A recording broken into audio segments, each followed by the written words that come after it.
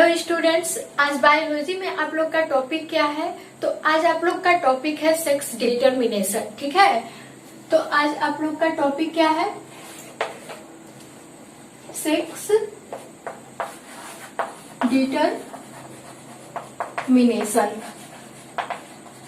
ठीक है, जिसे हम हिंदी में क्या कहते हैं? तो लिंग निर्धारण। इसे क्या कहा जाता है? लिंग निर्धारण।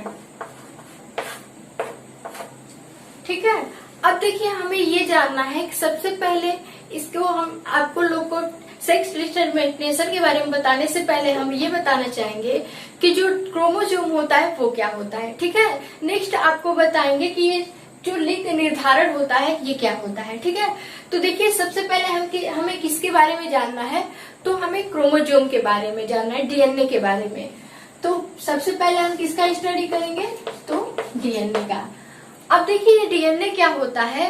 तो डीएनए जो होता है ये इसका फुल फॉर्म होता है डीऑक्सीराइबोज न्यूक्लिक एसिड। ठीक है, अब देखिए ये क्या होता है? एक प्रकार का डबल स्टैंडर्ड हेलिकल होता है। ये क्या होता है? डबल स्टैंडर्ड हेलिकल होता है, मतलब द्विकुंडली संरचना होता है। अब देखिए डीएनए जो होता है ये किसका बना होता है? तो यह हिस्टोन प्रोटीन का बना होता है। डीएनए किसका बना होता है? तो हिस्टोन प्रोटीन का बना होता है। ठीक है, अब देखिए हमें ये जानना है जो ये डीएनए होता है ये क्रोमोसोम का निर्माण कैसे करता है। ठीक है, तो देखिए जो डीएनए होता है डीऑक्सीराइबोज न्यूक्लिक एसिड होता है, ये कैसे प्रोटीन के से मिलकर बना होता है? तो ये हिस्टोन प्रोटीन से मिलकर बना होता है। ठीक है, ये क्या होता है? तो ये डबल स्टैंडर्ड हेलिकल होता है, मतलब द्विकुंडली संरचना होता है। और ये क्या होता है? तो डीएनए एक प्रकार का जेनेटिक क्या है? मटेरियल है। डीएनए क्या है? तो जेनेटिक मटेरियल है। अब देखिए आप लोग सोचते होंगे व्हाट इज जेनेटिक मटेरियल? तो जेनेटिक मटेरियल बोले तो ये क्या है? आनुवांशिक क्या है? तो पदार्थ है। और ये क्या रोल करता है हम लोग के बॉडी में? तो हम लोग के बॉडी में ये क्या होता है कि एक सेल से जब नया सेल बनाता है तो ये क्या करता है? एक पीढ़ी के लक्षणों को अगली पीढ़ी में क्या करता है? पहुंचाने का काम करता है। ठीक है, तो देखिए ये क्या होता है? जो डीएनए होता है ये हिस्टोन प्रोटीन का बना होता है, जेनेटिक मटेरियल होता है, मतलब आनुवांशिक पदार्थों का वाहक होता है। एक पीढ़ी के लक्षणों को अगली पीढ़ी में पहुंचाने का क्या करता है? काम करता है। ठीक है, अब देखिए हमें ये समझना है कि क्रोमोसोम क्या होता है। ठीक है, तो देखिए अभी हमें क्या जानना है? क्रोमोसोम के बारे में। क्रोमोसोम जिसे हम हिंदी में क्या कहते हैं? तो गुणसूत्र। क्रोमोसोम की हिंदी में क्या कहते हैं? गुणसूत्र। अब देखिए गुणसूत्र क्या होता है? तो गुणसूत्र जो होता है ये डीएनए का एक प्रकार से सेल डिवीजन से बना हुआ क्या होता है? स्ट्रक्चर होता है।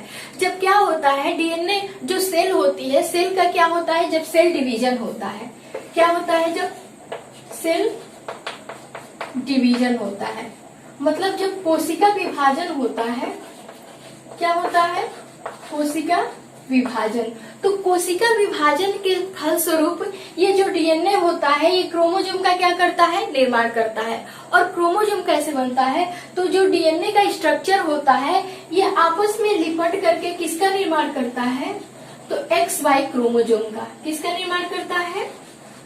तो XY क्रोमोसोम का। अब देखिए यही जो XY संरचना होती है जिसे हम क्या कहते हैं? तो गुणसूत्र कहते हैं। ठीक है, अब देखिए जो डीएनए होता है और ये गुणसूत्र होता है, ये डीएनए का ही क्या होता है? प्रतिरूप होता है गुणसूत्र। ठीक है, तो ये दोनों बोला जाए, अगर आप लोग को एग्जाम में पूछ दिया जाए कि डीएनए किसका बना होता है, तो डीएनए को भी हम बोलेंगे कि हिस्टोन प्रोटीन का बना होता है। और नेक्स्ट अगर बात करें कि क्रोमोसोम किसका बना होता है, तो क्रोमोसोम भी हम बोलेंगे कि वो भी क्या बना होता है? तो हिस्टोन प्रोटीन का बना होता है। ठीक है, अब देखिए नेक्स्ट आपका क्या है? जीन क्या है? अब नेक्स्ट हमें क्या जानना है? तो जीन क्या होता है? तो जीन को हम जीन ही बोलते हैं। तो जो क्रोमोसोम होता है, गुणसूत्र होता है, डीएनए होता है, इसके छोटे छोटे खंडों को क्या कहते हैं? डीएनए के छोटे से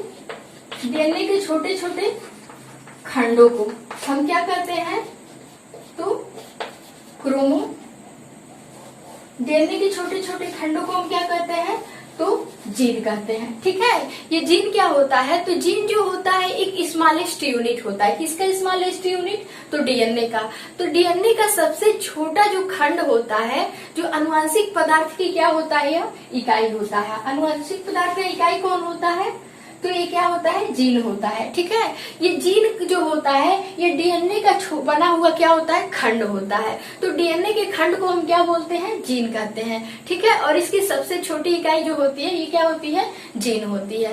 अब देखिए क्या होता है कि जो भी हमारे लक्षण होते हैं वो किसमें व्यवस्थित रहते हैं, किसमें स्थित रहते हैं, तो हमारे जो भी लक्षण होते हैं वो जीन में उपस्थित होते हैं। जितने भी आनुवंशिक लक्षण होते हैं वो किसमें होते हैं, जीन में। और यही जीन जो होता है ये कई खंडों से मिल करके किसका स्ट्रक्चर बनाता है, तो डीएनए का। और डीएनए किसका फॉर्मेशन करता है, तो क्रोमोसोम का। ठीक है, अब देखिए व्हाट नेक्स्ट, तो देखिए क्या होता है कि जब ये डीएनए का स्ट्रक्चर बन जाता है, हम लोग के बॉडी में जब क्रोमोसोम बनता है, तो ये देखिए क्रोमोसोम जो होता है ये मेनली दो प्रकार का होता है।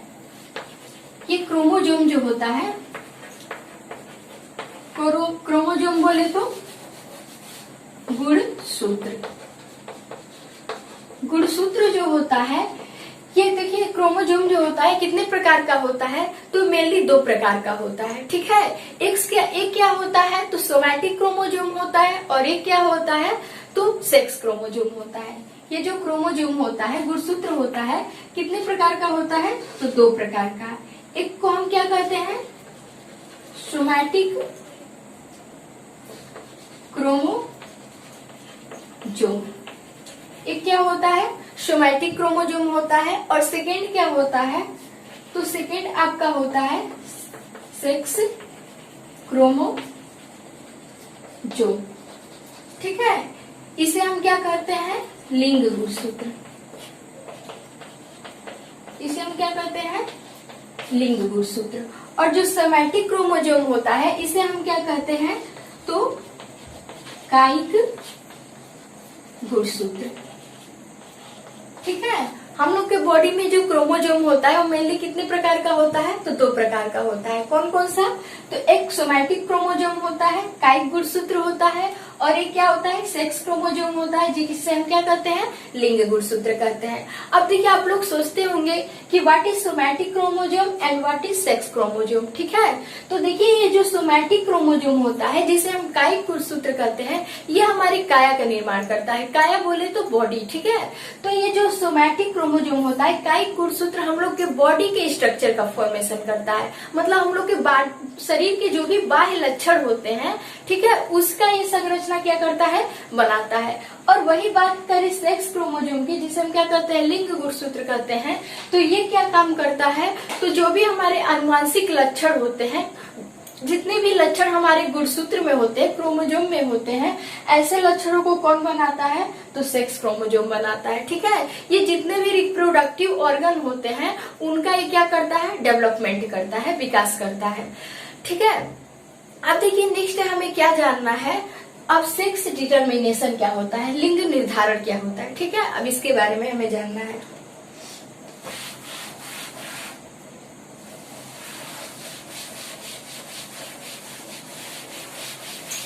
अब देखिए नेक्स्ट क्या है, व्हाट इज सेक्स डिटर्मिनेशन, मतलब लिंग निर्धारण क्या होता है।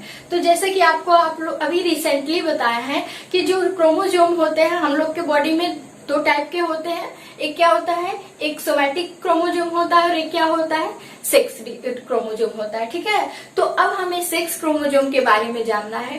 तो देखिए जो भी ये सेक्स डिटर्मिनेशन होता है, ये देखिए कितने प्रकार का होता है। तो देखिए जो भी होता है ये सेक्स डिटर्मिनेशन जो होता है, ये देखिए सेक्स जो क्रोमोसोम होता है, क्या होता है, सेक्स क्रोमोसोम, मतलब जो क्या होता है, लिंग गुणसूत्र होता है। क्या होता है, लिंग गुणसूत्र होता है। ये क्या हम लोग के बॉडी में रोल करता है, अब इसके बारे में बताने वाले हैं। तो देखिए ये जो सेक्स क्रोमोसोम होता है ये क्या काम करता है, तो किसी भी ह्यूमन बीइंग को, ठीक है, किसी भी जीव के दो अलग अलग लिंगों को क्या करता है, निर्धारित करता है, ठीक है। तो ये जो सेक्स क्रोमोसोम होता है ये कितने प्रकार का होता है, तो 2, ठीक है। अब देखिए ये क्या काम करता है, हम सेक्स क्रोमोसोम को हेटेरोक्रोमोसोम भी कहते हैं। इसे क्या कहते हैं, हेटेरोक्रोमोसोम, ठीक है। तो देखिए सेक्स क्रोमोसोम जो होता है मेनली क्या काम करता है, तो ये 2 काम करता है, ठीक है, 2 लिंगों का निर्धारण करता है। एक क्या होता है, मेल, और एक क्या बनाता है, फीमेल। सेक्स क्रोमोसोम क्या करता है, 2 जीव के क्या करता है, लिंग को निर्धारण करता है। एक क्या बनाता है, मेल बनाता है, और क्या बनाता है, फीमेल ऑर्गन बनाता है, ठीक है। अब देखिए जो मेल रिप्रोडक्टिव जो भी मेल क्रोमोसोम होते हैं, तो मेल में कैसे क्रोमोसोम होते हैं, तो XY क्रोमोसोम होते हैं। मेल में कैसे क्रोमोसोम होते हैं, XY क्रोमोसोम होते हैं। और वही बात की जाए फीमेल की, तो फीमेल में कैसे क्रोमोसोम होते हैं, तो XX क्रोमोसोम होते हैं। अब देखिए हमें सेक्स डिटर्मिनेशन के बारे में जानना है, लिंग निर्धारण कैसे होता है। तो देखिए जो भी मेल क्रोमोसोम होता है जो XY संरचना बनाता है, और जो फीमेल क्रोमोसोम होता है क्या करता है, XX संरचना बनाता है। तो देखिए क्या होता है कि ये जो हम लोग के बॉडी में जो क्रोमोसोम होते हैं ये मेनली कितने प्रकार के होते हैं, तो 2 प्रकार से। और आप लोग को भी बताया है कि जो ह्यूमन होता है, एक मनुष्य के अंदर कितना क्रोमोसोम होता है, तो एक नॉर्मल मनुष्य के अंदर कितना होता है, तो 46 क्या होता है, 46 गुणसूत्र होता है, ठीक है। कितना होता है, 46 गुणसूत्र। और वही पेयर में देखा जाए तो कितना होता है, 23 पेयर, मतलब 23 जोड़ा होता है, ठीक है।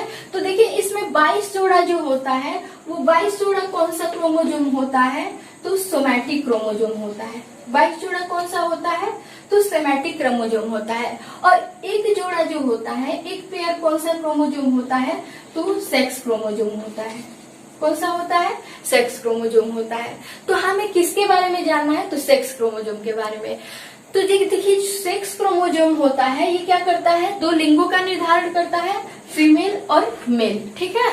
अब देखिए इसमें फीमेल में XY क्या होता है, क्रोमोसोम होता है, ठीक है। और जो मेल होता है इसमें कौन सा क्रोमोसोम होता है, XY क्रोमोसोम होता है। और जो फीमेल होती है इसमें कौन सा क्रोमोसोम होता है, तो XX। अब क्या होता है, जब भी क्या होती है, जब भी फर्टिलाइजेशन की क्या होती है, प्रोसेस होती है, तो इसमें से क्या होता है, एक एक जोड़ी गुणसूत्र क्या होते हैं यहाँ पर कंजुगेट करते हैं।